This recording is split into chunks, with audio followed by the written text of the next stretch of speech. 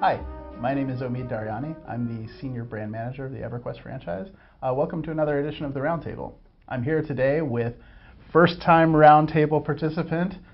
He needs no introduction, but I'm going to give him one anyway, Mr. Dave Georgeson. Dave, do you want to tell everyone, the three people who are living under the rock, who you are and what you do? Why, yes, I would, Omid. I'm Dave Georgeson. I'm the Director of Development for the EverQuest franchise. He is kind of a big deal. And so we're really, really thrilled to have him on here. Now, Dave is really involved in every one of our questions, making sure that we're talking about things that are actually being talked about internally.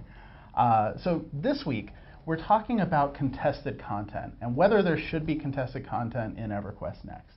Now, the vast majority of people, or again, the plurality of people, because we've actually taught people this word, which makes me happy. You gave me a bad time about my vocabulary. The plurality of people, 46% of people right now, have said that they want to see a mix of contested and non-contested content. But before we get to that, could you tell us, can we talk about the historical context and what contested content is? Well, sure. I mean, in a traditional MMO, and in fact in EverQuest and EverQuest 2, there's non-contested and contested content. And basically, non-contested is stuff where you go into an instance and it's your own little private pocket reality, and no other players are in there except for you and your group. So obviously, it's not contested. Contested is everything else. So there's dungeons that are specifically contested dungeons where you're essentially competing against other players for the same spawns and the same bosses. And then there's everything out in the overland, which is effectively contested, although usually the population is sparse enough that it doesn't feel as contested as the dungeons. Right, and a lot of times when we're talking about this, we're talking specifically about the things that are highly contested, right? Like I think about in EQN, right? People are camping the pieces of content that we would call contested a lot of times. Sure. Yeah, I mean, that's traditional, especially back in old EQ, back in the wild and woolly days when it first started. I camped just about every camp there was in Guck. It's like, these are R7 mobs, nobody else can have them, you can move to your own room. I mean, that's the way it was when it was really, really saturated and there was a ton of people. Nowadays, you can go into lots and lots of content in EQ and EQ2, and even though it's a contested dungeon, you might not feel like that at all. In EQ2, I've played Sanctum the Scaleborn so many times because I just love that dungeon. I think it's really fun because you find your own level of difficulty in it.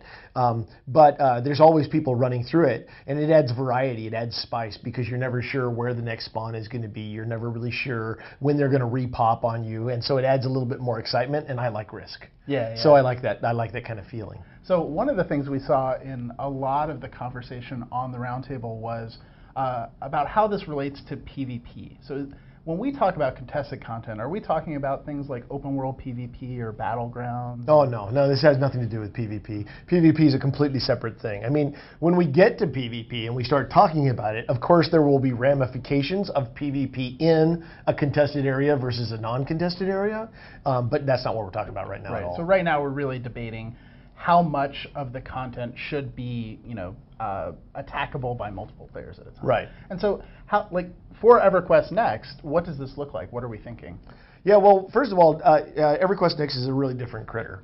Because we have the emergent AI and the populations of the monsters and the villagers and the NPCs, everybody, are constantly pushing people around. There's no such thing as a case of static spawns.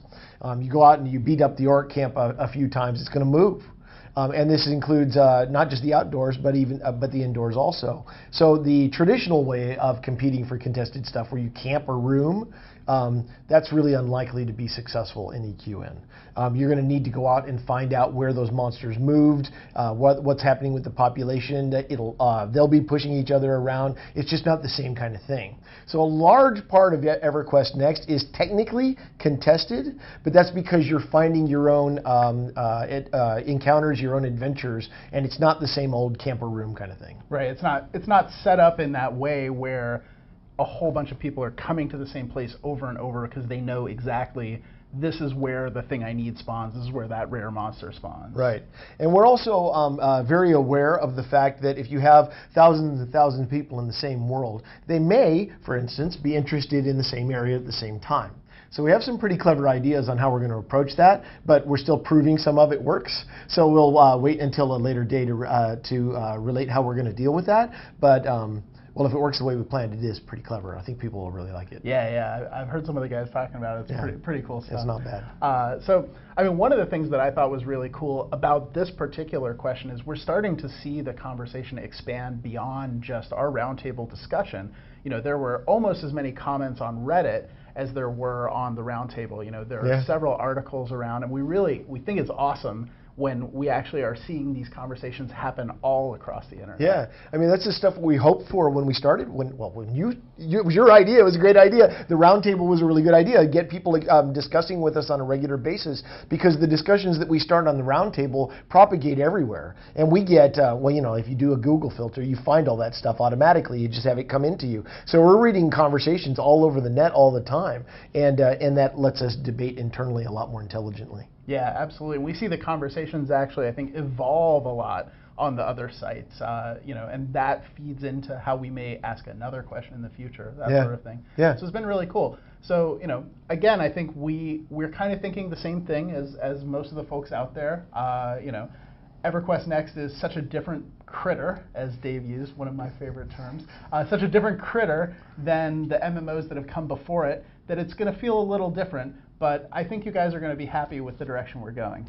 So I want to thank Dave for his time and for showing up, and we'll try to get him to come back to the roundtable more often. Glad to. And thank you guys again for participating. We'll be talking to you guys all over the internet.